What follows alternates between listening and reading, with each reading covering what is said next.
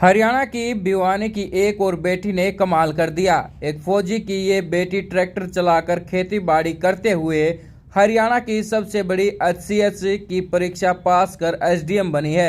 अब पिता का सपना है कि बेटी किसानों के पास जाकर उनकी समस्याओं का समाधान करे। यूं तो भिवानी को खेल नगरी व मिनी क्यूबा के नाम से जाना जाता है, क्योंकि यहाँ की बेटी बॉक्सिंग व अन्य खेलों में देश का नाम रोशन करती हैं। पर अब यहाँ की बेटियां पढ़ाई में भी कम नहीं हैं। इसका ताज़ा उदाहरण बनी है हरियाणा के कृषि मंत्री जेपी दलाल के हलके लोहारू में फटिया ताल गांव की बेटी निशा सोरान, जो एचसीएस की परीक्षा में 17वां रैंक पाकर एसडीएम बनेंगी। निशा की इस उपलब्धि पर पूरे गांव में खुशी का माहौल है। खास और बड़ी बात यह है कि निशा पढ़ाई के साथ घर व खेत का काम भी खूब करती है। निशा एचसीएस की परीक्षा पास करने भी आज खेत में कपास चुगने का काम करती है। घर से ट्रैक्टर ले जाकर जोतने का काम करती है। ये सब इसलिए कि उसके परिवार का खेती बाड़ी का काम पीढ़ियों से चलता आ रहा है। निशा की मां एक टीचर रही हैं और पिता बीएसएफ में फौजी हैं। नौकरी के दौरान निशा की मां भी आम तौर पर उसके पिता के साथ रही।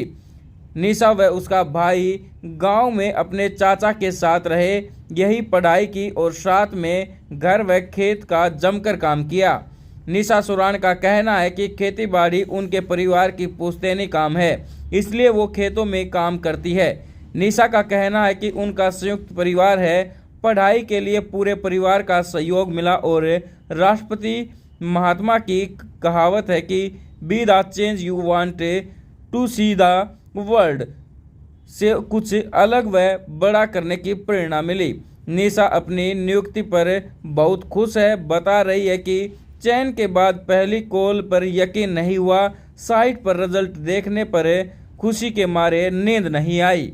आज पूरे गांव की तरफ से उनका सम्मान किया जा रहा है। वह घर पर बधाई देने वालों का तांता लगा हुआ है। ऐसा फील कर रही हैं निशा, 17वीं रैंक आपकी आई है, एचसीएस बन गई हैं आप। सर खुशी फील हो रही है और रिलीव्ड भी फील हो रहा है कि काफ़ी टाइम से लगे हुए थे, फाइनली कुछ हाथ लगा। कब से आप तैयारी कर रहे हैं? इससे पहले कितने अटेम्प्ट हो चुके हैं और क्या क्या तैयारी आपकी रही? सर इससे पहले मेरा एचसीएस का ही दूसरा अटेम्प्ट है। पहले वाला था उसमें मेरा इंटरव्यू हुआ था, तो उसमें मैं 1 नंबर से फाइनल लिस्ट में रह गई थी। अच्छा, तो इस बार फिर से फाइनली लिस्ट में आया। पिछले साल ही था आपका अटेम्प्ट? हाँ, फरवरी में ही इसका इंटरव्यू था। अच्छा, हाँ। तो आपने तैयारी वगैरह, ट्यूशन वगैरह, क्लासेस वगैरह कहीं से लगाई हैं या आपकी कैसे तैयारी रही? सर वैसे तो खुद से तैयारी शुरू की थी, फिर बीच में एक बार कोचिंग भी ली थी और फिलहाल तो मैं पीएचडी कर रही हूँ, तो उसके साथ साथ तैयारी की थी। किस सब्जेक्ट से पीएचडी, किस सब्जेक्ट की स्टूडेंट रही हैं?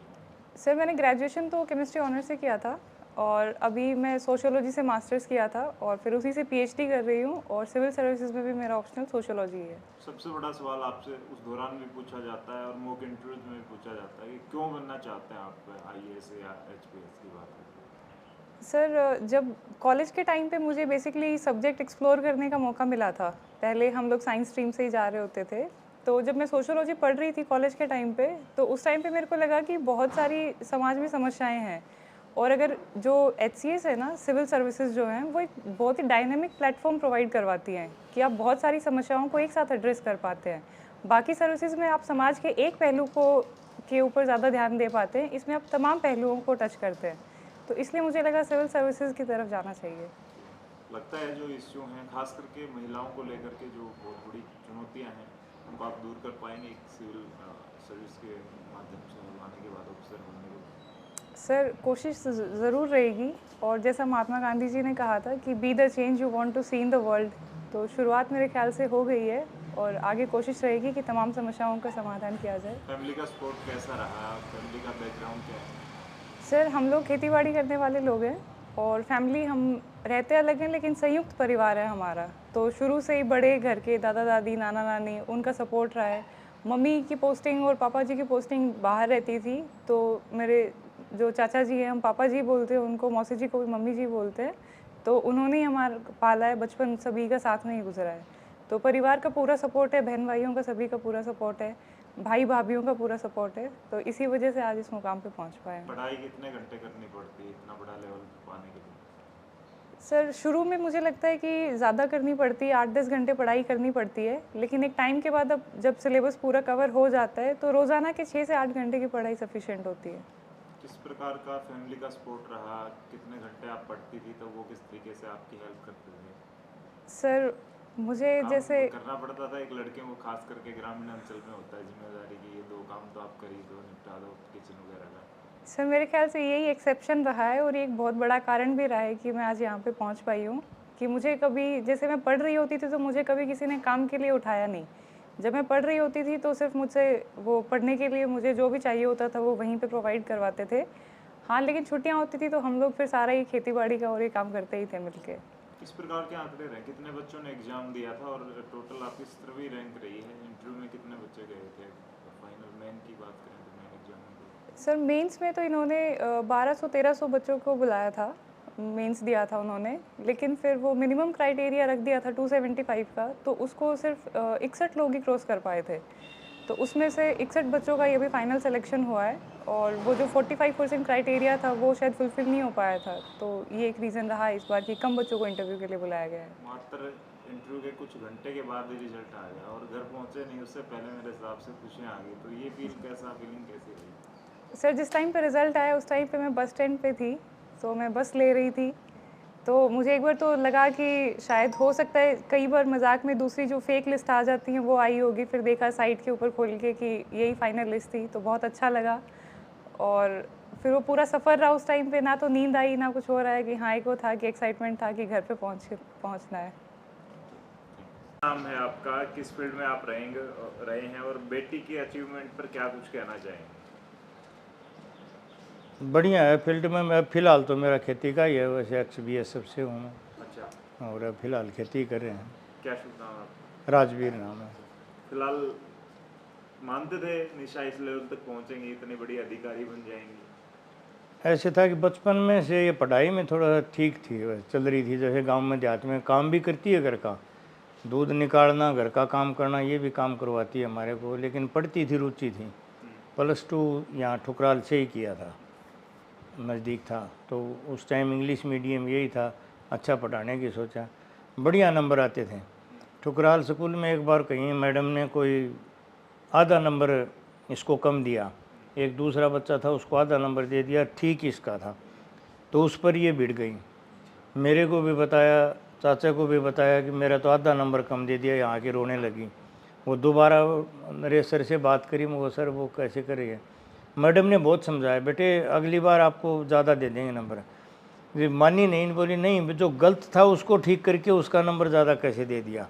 आखिर वो मनाया कि मेरा नंबर पूरा ही होना चाहिए, मेरा ठीक है, इसका गलत है। कहाँ से दिमाग में आया कि ये ऑफिसर लेवल में भी जाना चाहिए, इस लाइन में भी जाना चाहिए? पहले बैकग्राउंड में कोई है इस तरह की नौकरी नहीं, किसी की? कोई नहीं, बैकग्राउंड में कोई नहीं, हमारा तो मिडिल क्लास ही मानो। इसकी मम्मी टीचर है, मैं फौजी था या BSF में था, या मान लो, तो मिडिल क्लास में था। कितने घंटे पढ़ती थी और आप लोगों का सपोर्ट? कभी ये भी होता था आप लोगों को परेशानी फील होती हो कि 24 घंटे पढ़ती हैं, घर का काम काज किस तरीके से मैनेज हो पाता था? नहीं, घर का कितना सपोर्ट करते थे? घर का काम जैसे अभी चल रहा है, दिन में काम करवाती थी, शाम को पढ़ ली, स्कूल टाइम में आती थी तो आके के सुबह शाम 1-2 घंटा घर का काम करवा देना, बाद में पढ़ना। लेकिन पढ़ाई में ऐसी थी कि शुरू से जैसे शाम को बैठ गई तो जब तक काम स्कूल का क्लियर नहीं होता था ना, तब तक ये उठती नहीं थी। सुबह चाहे 4 बज जाओ, 3 बज जाओ, इसको कह के चाय पिला के सुलानी पड़ती परीक्षा के टाइम पर। तो काम भी करने के साथ साथ में पढ़ाई कर रही थी। कल अचानक रिजल्ट आया तब कैसा फील हुआ? कॉल पे ही पता चला आपको, निशा ने बताया होगा? नहीं, दूसरा क्लियर है, इसका पहले भी क्लियर हो गया था, उसका मेरिट में थोड़ा सा रह गया था 1 नंबर से, और इंटरव्यू भी सेकंड नंबर था पूरे इंटरव्यू में, 425 में इसका सेकंड था इंटरव्यू में नंबर। हाईएस्ट नंबर उसमें 52 थे, इसके 51 थे, और फिर उसमें रह गया तो ये इसने कोई ख़ास फील नहीं किया। बोले अगली बार देखते हैं, क्यों दूसरी तैयारी कर रही है, PhD कर रही है। बोले आगे देखते हैं, अपना काम था वो कर दिया, अब इसमें कुछ होना जानी है नहीं, अगली कोई बार मौका मिलेगा। सरकार ने क्या किया, 15-20 दिन के बाद में ही ये दूसरी वैकेंसी निकाल दी, 100 की निकाल दी, इसमें फार्म भर दिया। हाँ, जो फार्म भर दिया, पेपर दे दिया, अभी पेपर दिया, परी दे के आई तो 44 कुछ फार्म थे, 4000 कुछ इतने फार्म थे उसमें। फिर इन्हें छठे उसमें 1275 के करीब मैन में बैठाए, और मैन में से ये क्राइटेरिया रख दिया 45% का, तो इसमें 61 ही पास करे। 61 पास करे जब चला भाई मुझको देखा तो पहले वाले पेपर में हमारे को चल गया था कि पैसे वैसे नहीं चलने, कोई पर्ची व काम नहीं करनी, क्योंकि इसने बता दिया था कि मेरा मैन जो था ना वो कमज़ोर हुआ है, तो मेरिट में नंबर नहीं पड़ा इसका। इंटरव्यू बढ़िया हुआ था, अब की बार इंटरव्यू में नंबर कम थे लेकिन मैन में ज़्यादा थे, तो इसका नंबर आप खेती किसानी करते हैं और किसानों को खास करके अधिकारियों से शिकायत रहती है, कभी उन तक सारी सुविधाएं नहीं पहुंचाई जाती, कई बार उनका बीमा या चीज़ें होती है वो कई दिक्कतें आती हैं। तो बेटी से किस तरीके का एक अधिकारी चाहते हैं आप कि वो वैसे ही बने और किसानों के लिए या ग्रामीण अंचल में रहने वाले लोगों के लिए वैसे काम करें? इसमें मिल के रहना चाहिए कि जैसे किसान को और अफसर को, जो भी अधिकारी है ना, उससे किसान से जा नहीं पाता, एक तो टाइम कम होता है, कभी कहीं कहीं फिर जाने में संकोच करता है भाई SDM है वहाँ से क्या बात करेंगे, तहसीलदार है वहाँ से क्या करेंगे, तो किसी की सपोर्ट लेता है। तो आम जनता से जाके सीधा संपर्क करना चाहिए, कोई समस्या हो उनकी सुननी चाहिए। वहाँ तो बता सकते हैं, और वहाँ जाने में थोड़ी सी हिचकिचाहट होती है, भाई वहाँ जाएंगे क्या सोचेगा, मैंने ऐसे कपड़े पहन रखे हैं, वो ऐसे हैं, ऊँचे हैं, मेरे को ये नहीं आता वो नहीं आता, ऐसे आम किसान सोचता है।